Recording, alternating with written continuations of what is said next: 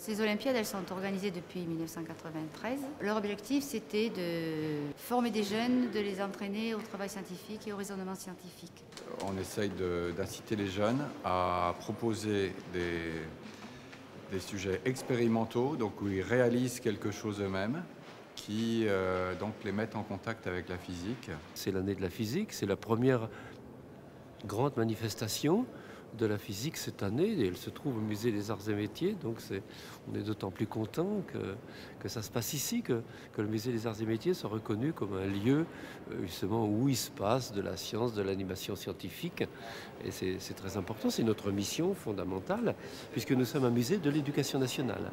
Quand elle est poussée vers l'Australie, cette masse va appuyer sur la thermocline et donc va la faire remonter au niveau d'Afrique du Sud.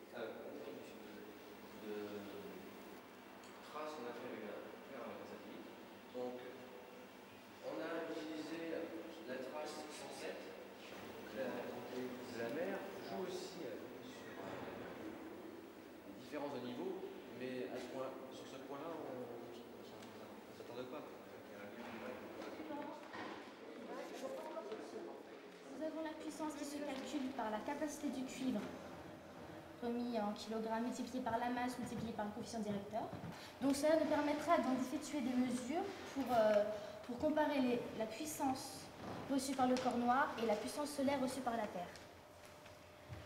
Pour pouvoir laisser passer les rayons lumineux.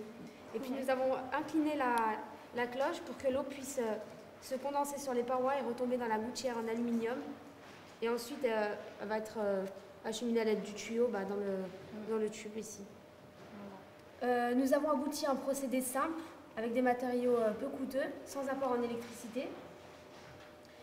Et en second lieu, nous allons exposer à nouveau le prototype à nos partenaires pour d'éventuelles modifications, puis nous exposerons ainsi l'épurateur.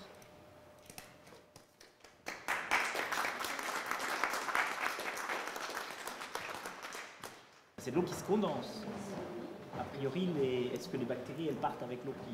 Les métaux lourds restent. Oui, parce que nos partenaires nous avaient insisté aussi sur la recontamination de l'eau par les habitants. Il a dit que c'est des problèmes majeurs. Il dit, bon, on a de l'eau, mais après, elle se recontamine rapidement. Donc eux, ils mettaient beaucoup de chlore.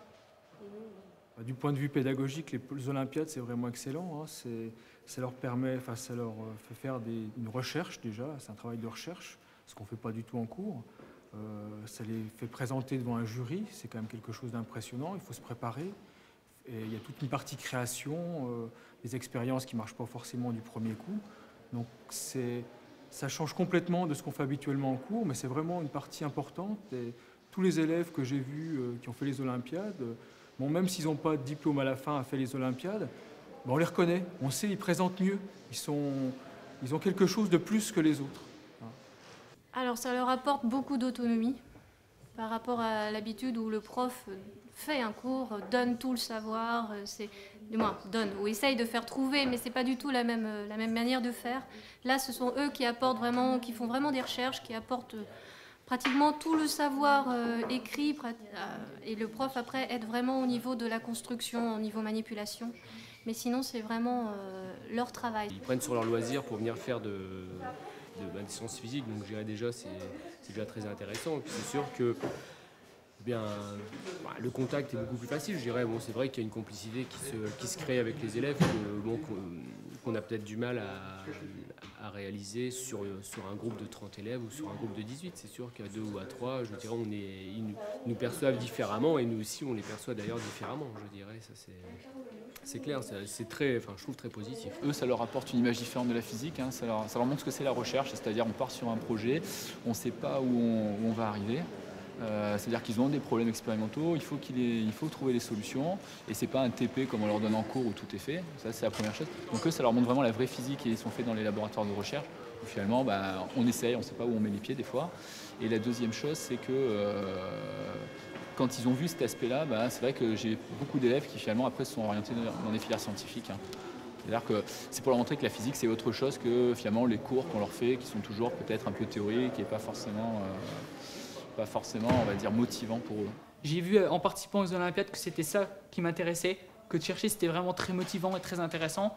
Et je crois que je vais aller dans la recherche. Le fait d'avoir travaillé beaucoup dans les sciences physiques nous a donné l'envie de continuer. Et c'est pour ça que l'an prochain, on va tout faire pour continuer. Justement, on se dirigerait vers Lille pour continuer dans un DUT mesures physiques, pour continuer à travailler dans ce domaine.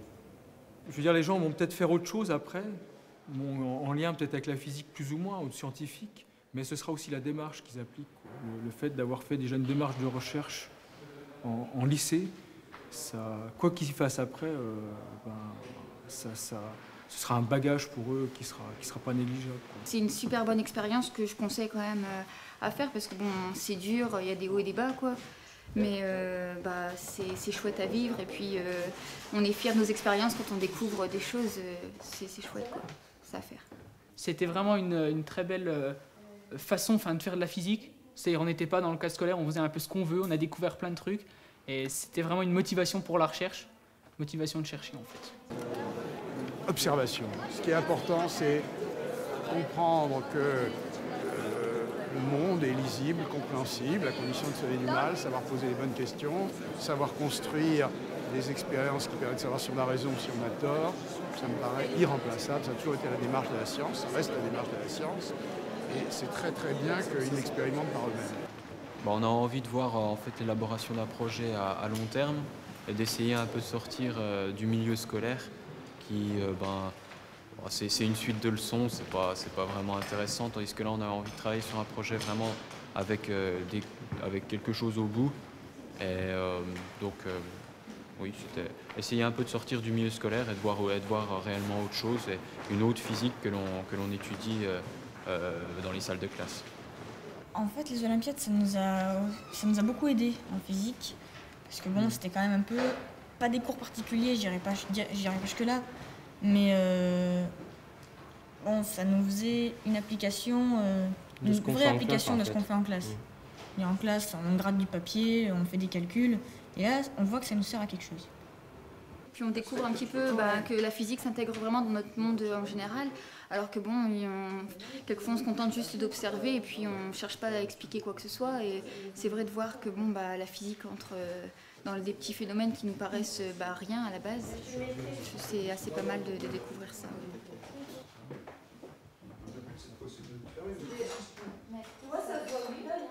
On voit le poisson rouge. Non mais là il faut la donc là il est pas plat, je peux le ramener. Et ben là moi je le veux avec le pied. Ouais. Et après ici. Et puis en regardant chez moi. On va lever un petit peu. Nous sommes inspirés. Non, c'est moi qui t'ai essayé. Moi j'essaie de mélanger. Il y en a qui vont mieux d'autres. Alors on va. Je vais lever un peu moi. Tout ce qui sert à rien, on remet sur le chariot pour éviter de s'enfoncer. On n'a pas le 12 la fois. Il y a le scotch. T'as le scotch? C'est un flux d'air frais qu'on prend 2 jours par an de la part de lycéens motivés. Et ça montre qu'on peut faire des choses intéressantes avec de la physique qui n'est pas forcément toujours la matière préférée par la majorité des lycéens, je dirais. Donc je crois que c'est ce côté-là qui est le bon côté des Olympiades de physique. Je ne crois pas que ce soit une désaffection pure des élèves pour la physique, c'est plutôt quand on les interroge qu'ils trouvent que c'est très compliqué. C'est très beau, mais c'est trop dur. Et on veut par ce type de réalisation, leur montrer qu'en fait, ils sont parfaitement capables de s'attaquer à des choses. On voit ici des réalisations qui sont tout à fait du niveau de l'agrégation, dans la qualité des réalisations, alors que les élèves sont en première et en terminale. Et pour nous, c'est leur montrer par leur réalisation eux-mêmes qu'ils sont tout à fait capables de faire ça.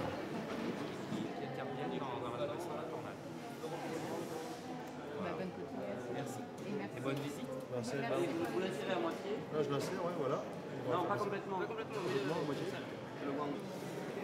Et maintenant, on va dégonfler le ballon pour provoquer l'effondrement, tout simplement.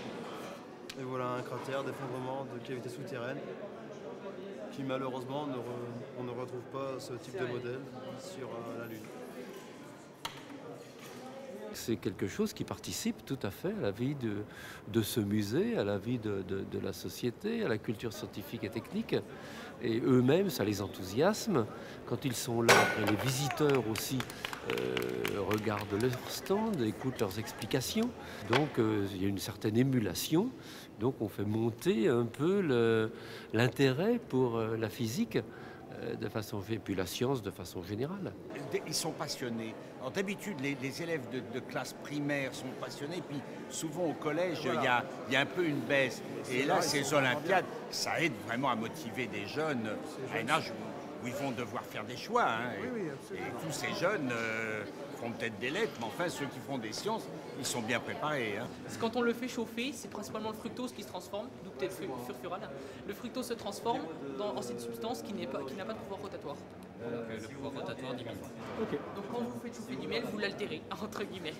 C'est-à-dire que vous transformez principalement le fructose en HME. Voilà, en HME. Donc en conclusion, ce qu'on a vu, c'est qu'on a montré qu'il était constitué en majorité de glucose et de fructose, avec une proportion plus importante de fructose, et que les pollens qui étaient dans le miel lui conféraient la propriété de fluorescence. Cette fluorescence est procurée par les pollens. Bon, il y a des expériences plus ou moins spectaculaires. Après, je pense qu'il y a peut-être d'autres choses que perçoit pas le grand public, c'est la démarche des jeunes. Et je pense qu'il y a parfois des expériences spectaculaires qui, derrière, ont engagé une démarche expérimentale moins importante, alors que par ailleurs, il y a parfois des expériences plus simples dans lesquelles on sent que l'élève a fait un vrai travail d'investigation, s'est posé des questions, a émis des hypothèses. Globalement, c'est comme un peu tous les ans, on voit des sujets très très variés, plus ou moins bien présentés, plus ou moins détaillés, plus ou moins bien compris. Mais globalement, ça donne une très bonne impression comme tous les ans, je dirais. Globalement, c'est bien. Et le fait que les dynamos tournent, alors les dynamos sont en phase, c'est-à-dire qu'elles ont l'écran, elles sont montées et elles sont couplées de façon à ce que les tensions ne s'annulent pas. Et donc le fait d'éclairer, ça permet de faire flasher un jeu de diodes. Alors les diodes, on les a mis de telle façon puisque le courant qu'on crée est un courant alternatif en fait.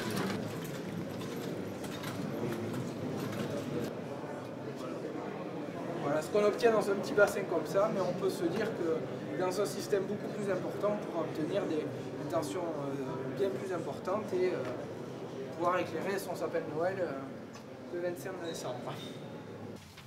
Pour établir un ordre et un classement des groupes, et je vous propose de procéder en 3 temps. Primo, on ne regarde pas les notes qu'on a mis, on discute de nos coups de cœur. C'est-à-dire ce qui nous reste dans la mémoire, indépendamment de tous les détails. On discute de nos coups de cœur. Ensuite seulement, Bernard, espérons-le, aura fini et nous donnera des notes qui ne serviront, si vous en êtes d'accord, qu'à n'établir qu'un ordre de citation des groupes. C'est à ce stade qu'on se mettra d'accord sur les premiers prix, les deuxièmes prix, les troisièmes prix qu'on attribuera. Il y en aura éventuellement plusieurs premiers prix, plusieurs deuxièmes prix, plusieurs troisièmes prix. Et enfin seulement, dans une troisième étape, on attribuera les prix en nature, cette fois. Alors moi j'ai 2 coups de cœur, enfin je dis moi, mais c'est en parlant avec le jury. Le premier coup de cœur, c'est avec des cartes à une boussole, toujours plus loin, toujours plus vite.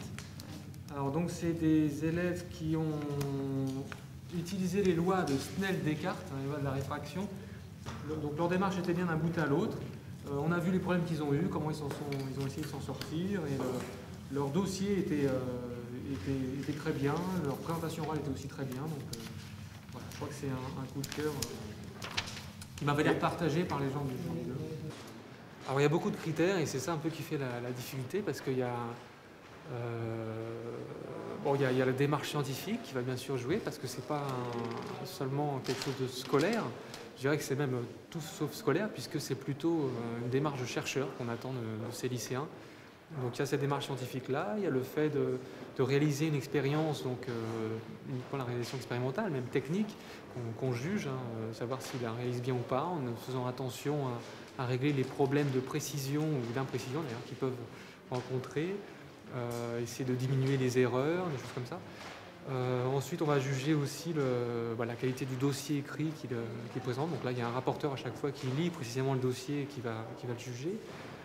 On va juger la présentation orale, comment ils expriment, comment ils exposent leur sujet. On va juger le travail de groupe, S'il y en a un seul qui a travaillé et que les 3 autres n'ont rien fait, bon, je pense que c'est un peu négatif. On va juger aussi les implications qu'ils ont avec l'extérieur, donc s'ils ont cherché des partenariats avec des entreprises ou des universités ou des chercheurs. Donc c'est un peu un mélange de tout ça qui fait ensuite, je dirais, pas la note finale, mais plutôt le classement final par rapport à l'ensemble des différents groupes. C'est à l'affiche des tâches. Si, moi je l'ai. Il y a mon numéro. Tout le monde a un prix. Tous ceux qui viennent à Paris ont un prix. Alors on considère d'abord que le premier prix, c'est de passer 2 jours à Paris. Et ensuite, ils gagnent tous un abonnement à une revue scientifique. Et puis les prix à donner en espèces. Et on a ajouté depuis quelques années quelque chose qui est intéressant. On a ajouté des prix qui sont des visites de laboratoire.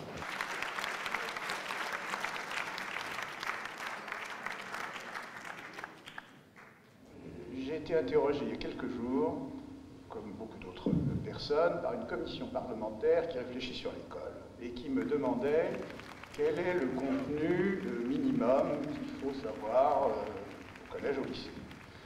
J'ai répondu que j'étais bien entendu incapable de répondre à cette question, mais que la seule chose à laquelle nous, scientifiques, tenons, c'est que ce soit un enseignement non dogmatique, quoi qu'il arrive, et deuxièmement, que cet enseignement ne tue pas la curiosité, mais préserve la curiosité. J'ai connu de nombreux exemples de personnes qui n'étaient pas bien formées au départ, à l'étranger par exemple, et qui, ayant préservé la curiosité, ont fait des choses formidables. Donc, je crois que ce sont les éléments essentiels, et si on arrive à préserver ça, je dois dire que le reste me paraît technique et plutôt secondaire.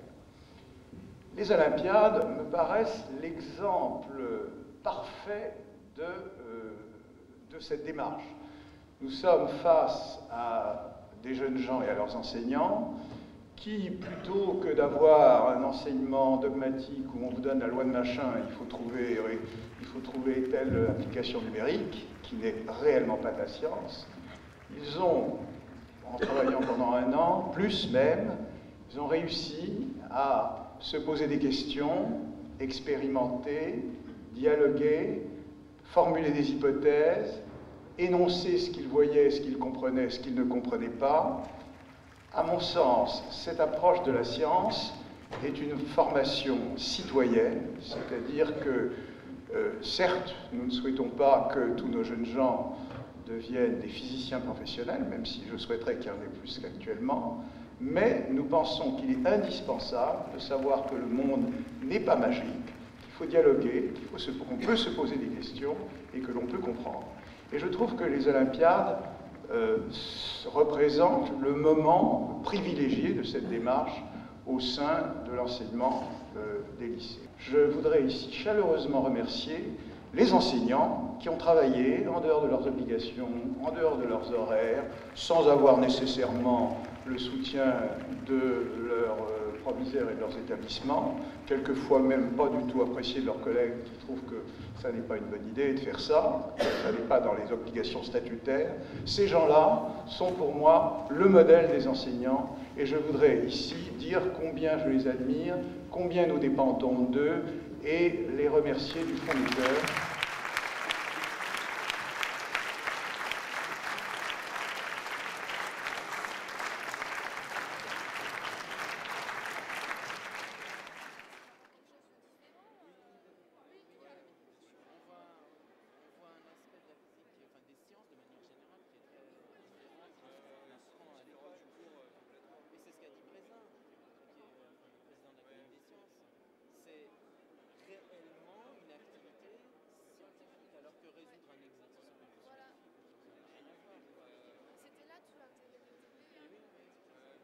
Dommage qu'ils suppriment ça.